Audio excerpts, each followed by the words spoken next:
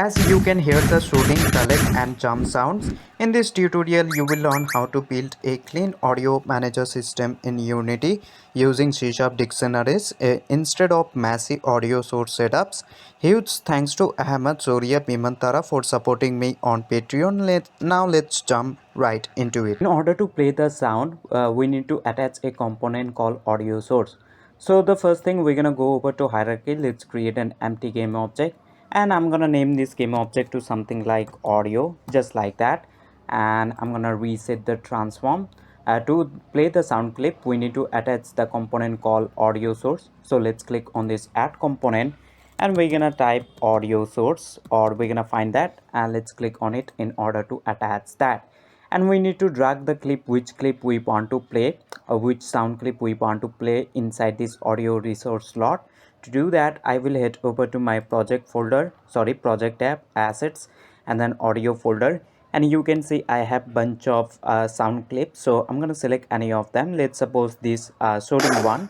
So I'm going to take that clip, let's drag it over to this raw audio resource.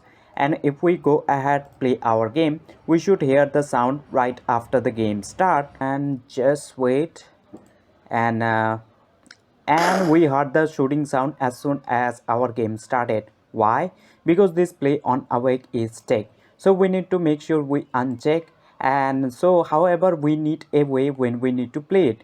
Let's suppose when we click the left mouse button, then we shooting. So in that moment I want to play this clip, which is the shooting sound. So that's why we're gonna create a audio manager script that's just gonna control when we need to play the sound clip. And also you can just play around with the loop time. You can check this box if you want to loop the clip. So instead of doing in this way, we need to attach multiple audio source component, and we need to drag the clip one by one. So instead of doing that, we're going to create a script in order to do that, and it's just going to handle. So we're going to remove this component. So let's right click on it. I'm going to remove component. Let's click on add component, and we're going to go to new script in the bottom. Name the script something like audio manager, then create and add. And I have the script inside my script folder, so you can see the audio manager. So I'm gonna attach that script to my audio game object, and we're gonna open that up by double clicking on it. And before we go over to this audio manager script, we're gonna create another script for our sound. And inside that script, we're gonna put the attributes of the sound. To do that, we're gonna create an empty C# script. To do that, go over to your project app, assets, right click, create, then go over to scripting, then empty C# script, and name it to something like sound. And you can see I have the sound script over here, and this script over here, it's gonna hold the attributes of the sound, like which clip we want to play, volume of the sound, if we want to loop the sound or not, the sound name, and the list just goes on. So we need to define it. So that's why we created this empty C# class called sound. So the first thing, it's gonna hold the name. So we're gonna make a public string, and we can call this one name as a theme name or sound name or clip name, whatever. And this also gonna need a clip, which clip we want to play. So we're gonna make a public audio clip, let's call it, I'm gonna type public audio clip, let's call it clip. And also it's gonna have the volume, so we're gonna make a public float, and we can call this one volume. And by default I'm gonna set equal to 1f, means 100%. But if you want a nice slider between 0 and 1 of the volume, then make these square brackets, and inside these brackets you can type this range and make first bracket, and you have to put the minimum. So we're gonna start with 0 with no sound to max, which will be 1f or 1 unit, just like that. And also this gonna need, if we want to loop this sound clip or not, because for theme or the music, we definitely want to loop the theme or the music of the game. So that's why we're gonna create this parameter, and this will be a bool parameter, which can be true or false. Basically, if we want to loop this sound clip or not. and we can call it something like loop. And also it's gonna hold the audio source component, because without audio source component we won't be able to play the sound clip we do know. So we need the audio source component as well. So we're gonna make a public audio source, and we can call it something like source. And that this parameter doesn't need to be show up underneath our script, so we can make it private instead, because we're gonna attach the audio source component through this audio manager script when we're gonna start our game. So we can simply hide this parameter for now. So we can just make these square brackets, and we can type hide in inspector, because we're gonna add the audio source component through our code. So then we can set this source equal to that which we're gonna add. And once we made the custom class, we always have to keep remember that we just go to top of our class over here and make these square brackets, and we have to type this system dot serializable. Why? Because we won't be able to access or see this parameter underneath our script. So that's why we need to mark this class system dot serializable, so we can adjust them just like that. And now we're gonna save our script. Let's head again to Unity editor to open up our audio manager script, and now we're gonna create sound objects as some objects. So we can go ahead, remove this update function we don't need. Let's come at the top of our class, and let's make a public sound object, and we can call it something like sounds. But we do know that we're gonna have multiple sounds. I'm gonna have multiple sounds, one for shooting, one for jumping, one for explosion, and it just goes on. So we need multiple, so that's why we just gonna make this array. So we basically have to type these square brackets, and we can call it something like sounds. Underneath our audio manager script we can see sounds array. So I'm gonna have two sounds for now, one for shooting and one for jump. So let's click on this plus icon two times, and we can see the name is empty, so we have to name it. So I'm gonna name it to something like, this will be the shooting one, so I'm gonna call it shooting. And we need to drag the clip over here, and I'm gonna drag the volume all the way to the right side. So the first thing, I will head over to my audio folder. Let's take audio clip, let's drag it there. And I'm gonna not gonna check this loop, because I don't want this sound to be looped at all. So that's why I'm gonna leave it as unchecked. And the second sound I'm gonna have for jumping, so I'm gonna call it jump. And we need to drag the clip, so I have it over here. Let's drag it, and make sure volume is 1, means 100%. As well, I'm gonna leave the loop time as unchecked. Now we can see we have two sounds array, or two sound objects, and we are ready to play them. But before we play them, we need to make sure we just attach our audio source components to each of these sound.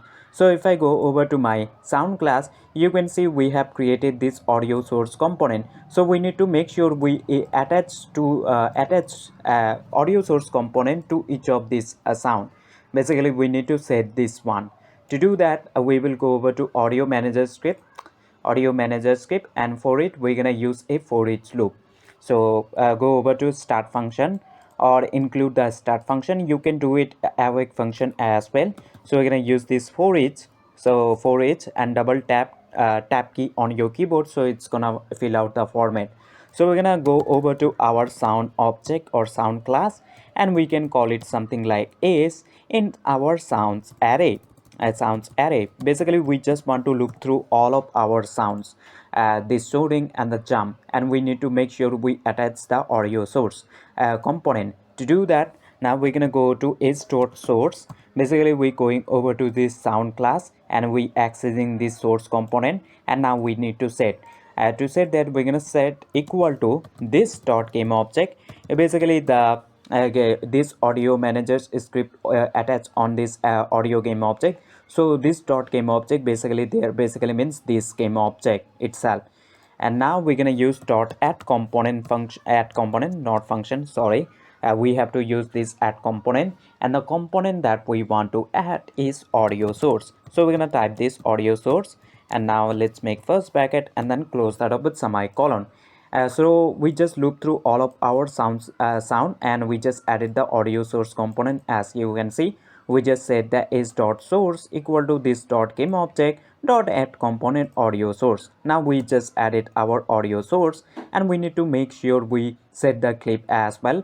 We need to make sure we set the clip for shooting sound. We need to set the shooting sound clip. So now what we will do, we will go to is dot audio source dot clip. Basically we just going over to audio source component and accessing the clip, and we're gonna set the clip equal to our is dot clip as we assign it underneath our audio manager script. And we have to do the same thing for volume. So we will go to so after setting up the clip, we also want to set the name. So we will go to is dot source dot name equal to our is dot name. Basically we just looping through all of our sounds, and we just setting each of them appropriately. And now we're gonna access is dot source dot volume, and we're gonna set equal to is dot volume, and we're gonna do the same thing for our loop. So is dot source dot loop we will set our is dot loop. We just going over to sounds class, and we accessing the loop volume name and the clip as you can see. And now we're gonna create a dictionary in order to play the sound clip, and we need to make sure we do for all of our sounds. So we will come at the top of our class, and we're gonna make a dictionary for this. And before you use dictionary, make sure you just go to top of your class and include this namespace called using system dot collection. Sorry, we have to use this system dot collection dot generic, just like this. And now we have to use the dictionary, so we're gonna make it private. It doesn't need to be public, and we have to type this dictionary. And this dictionary, as a first parameter, it's gonna take the key. So it's gonna take the key, and with the key we basically can play the sound, which sound we really want to play. So as a key, I'm gonna pass a string because I just want to look for the name, and with the name I want to play the clip or the sound that we want to play. And the second thing, it's gonna take the value, basically the sound that we really want to play, sound object. And we can call this one sound dictionary, so I'm gonna call it sound dic. And we have to set equal to a new sound dictionary sound, just like this. We have to make sure you just type as I did. So we create dictionary, and we can just as a first parameter we have to pass the key, which I pass string. So basically I want to find with the name, so that's why. And the second thing, it's gonna take the value, basically the object which we really want to play, and then we just name it the sound dic, basically the dictionary. And now we will go to for each loop, and we also need to make sure we add the sound inside our dictionary. To do that, we will go to sound dic dictionary, and make this square brackets. And in square bracket, it's gonna take the name, basically the key. So in our case, that will be is dot name, just like that. And we're gonna set equal to our is, just like this. So we just said we basically took our this sound. You can think of you we just take one of this sound, and we just put it inside this dictionary, as you can see. So sound dic, we have to make this a square bracket, then is dot name. So we putting the sound object inside our dictionary, we with basically the name, as you can see. We just accessing the name, which is dot name. And we are ready to play the sound clip. And to play the sound clip, we're gonna use if we're gonna make a function for it as well. First thing, I'm gonna arrange this just like this. To play the sound clip, I'm gonna make a function. So let's make a public void, and I'm gonna call it something like play sound. And this function, it's gonna take the parameter, basically a string, name of the sound which we want to play. So it's gonna take the name because we need to make sure which sound we want to play. So that's why we just pass our name. Later on we can just pass our name, which can be shooting or charm. And if you have more sounds, then you can just put your name inside quotation. And in order to play the sound, first thing, we will go to sound dictionary, and let's make this a square brackets. Now it's gonna take the key, so let's pass our name as we put inside our function. And now we will go to source component of that sound. So let's go to source, and then we're gonna use dot play function to play the clip. And before we play the clip or the sound, we need to make sure if it's inside our sound dictionary or not. If it's not, then we're not gonna play because the sound is not there, so we cannot play that sound. So before we play the sound, we're gonna check. So we will check if our sound dictionary sound dic, so you need to put exclamation mark. It's basically means equals to false. It is basically the same thing. And now we're gonna use this contains key, and inside brackets it's gonna take the key. So the key is our name, basically the key name you can think of. And we're gonna make this, if that is the case, it means there is no key of this sound. It means we should not play the clip because there is no sound with this key. So we're gonna type this return. But else, let's suppose there is a already key of this sound, then we just going over to sound dictionary, and then basically we accessing that sound, you can see with the name, and then accessing the source component of that sound, and then we using the play function. Basically you can think of we just going over to the sorting sound, and we going over to sorting sound source component, which is the audio source, as we added in the start of the game with for each loop, as you seen. And then we using the play function to play the clip, as you can see. Now we have to call this function anywhere where we basically want to play. I want to play the shooting sound. Once I'm gonna click the left mouse button, so I'm gonna simply open up my player script, and let's go over to there where we're shooting. So I'm shooting over here, as you can see. So I'm simply gonna call the function. So I'm gonna use this find any object by type, but you can use singleton pattern. And if you confuse about the singleton pattern, I'm gonna have a video in the description, you can go and check it out. And we need to pass the script name, which is audio manager.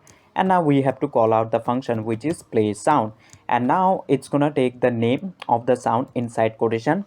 So since I'm shooting, so I want to play the shooting sound. If I select the script, I can see the name is shooting, and make sure you spell it correct as you did underneath your audio manager script. So I'm gonna pass the name, which is shooting, and I have to make sure the spelling is correct, else it's the sound will not be played at all. And I'm gonna copy this line of code by Control C. Let's copy, and I'm gonna paste it where I'm jumping. So let's go over there where we jumping, and we jumping over here. So I'm gonna paste the function, and when we jumping, I want to play the jump sound. So I simply have to pass the name, which is the jump. So I'm gonna pass my jump. So let's pass jump. I should hear the sound if I click the left mouse button, and indeed as soon as I'm clicking the left mouse button, I'm able to hear the sound.